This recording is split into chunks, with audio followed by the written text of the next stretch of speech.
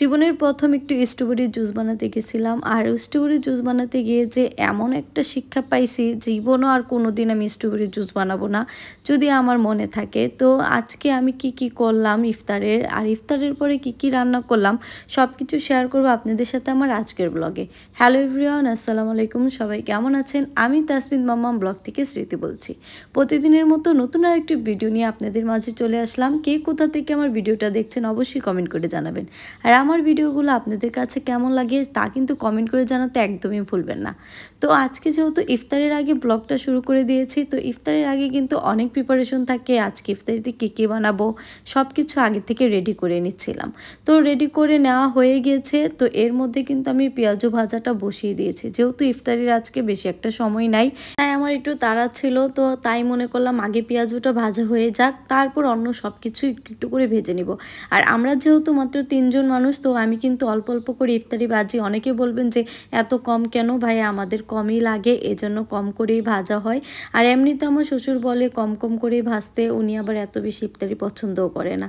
যাই হোক, এখানে আবার বেগুনিগুলো ভেজে নিলাম, তারপর বাকি আবিজাবি যা আছে সব কিছুই টুকটাক করে ভেজে নিব আমি।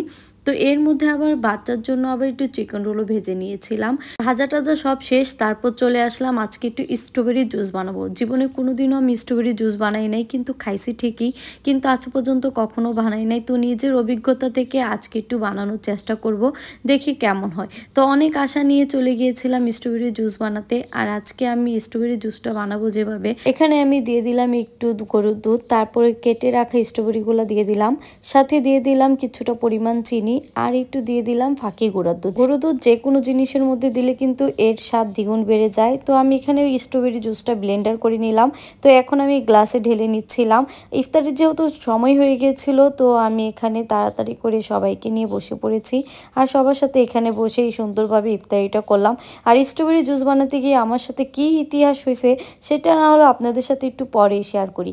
তো ইফতারি শেষ করে এখন আবার রান্নাবান্না করতে চলে আসছি। একটু রেস্টও নিতে পারি নাই, কারণ তাড়াতাড়ি করে রান্না বান্না শেষ করতে হবে। আজকে রান্না করব বেগুন দিয়ে গাওড়া মাছ। বেগুন দিয়ে গাওড়া মাছ কিন্তু অনেক ভালো লাগে, অনেক মজা লাগে খেতে। তো আজকে এভাবেই রান্না করছি। তো বেগুন আর মাছটা সুন্দর মতো আগে কষিয়ে এর মধ্যে কিছুটা পরিমাণ পানি দিয়ে দিলাম, যাতে সুন্দর করে সিদ্ধ হয়ে যায়। আর তারপর যেহেতু আবার তরকারিতে একটু ধনেপাতা দিব, ধনেপাতাটাও কেটে নিলাম। আর তরকারিটা যেহেতু আমার হয়ে গিয়েছে, নামানোর আগে ধনেপাতাটাও দিয়ে দিলাম। তো এর মধ্যে আবার একটু ডালও রান্না করে নিচ্ছিলাম। আজকে অনেক দিন পর ডাল রান্না করছি এই রোজার মধ্যে, আর একদমই ডাল রান্না করা হয়নি। আজকে অনেকদিন পর ডাল রান্না করছি। আমডাল কিন্তু খেতে অনেক ভালো লাগে, আমার কাছে তো আমডাল খুবই পছন্দ। তো এখানে আবার একটু ভাতটাও বসিয়ে দিলাম, আর সাথে আজকে একটু ভর্তা বানাবো সিম আর আলু দিয়ে। এই ভর্তাটা কিন্তু অনেক মজা লাগে। রান্নার পরে দেখেন আমার রান্নাঘরের কি অবস্থা, থালা বাসন দিয়ে একদম ভরা। এই সব কিছু এখন আমি একদম ধুয়ে পরিষ্কার করে নিব, আর তারপর ভর্তাগুলোও বানিয়ে নিব। আর আজকে যেহেতু সিম আলু দিয়ে একটু আলু ভর্তার মতো করে বানাচ্ছি, আর এই ভর্তাটা কিন্তু খেতে অনেক মজা লাগে। তো এদিকে আমি সুন্দর করে ভর্তাটা বানিয়ে নিলাম, সাথে একটু আমার শ্বশুরের পছন্দের একটু টমেটো সালাদটা বানিয়ে নিব। এই সালাদটা আমার শ্বশুর আবার খুব পছন্দ করে। তো সরিষার তেল দিয়ে এই সালাদটা বানালে কিন্তু অনেক মজা লাগে, ভাত দিয়ে খেতে খুব ভালো লাগে। তো এখানে সালাদটাও বানিয়ে নিলাম। এখন আপনাদের সাথে শেয়ার করব স্ট্রবেরি জুস বানাতে গিয়ে আমার সাথে কি হলো।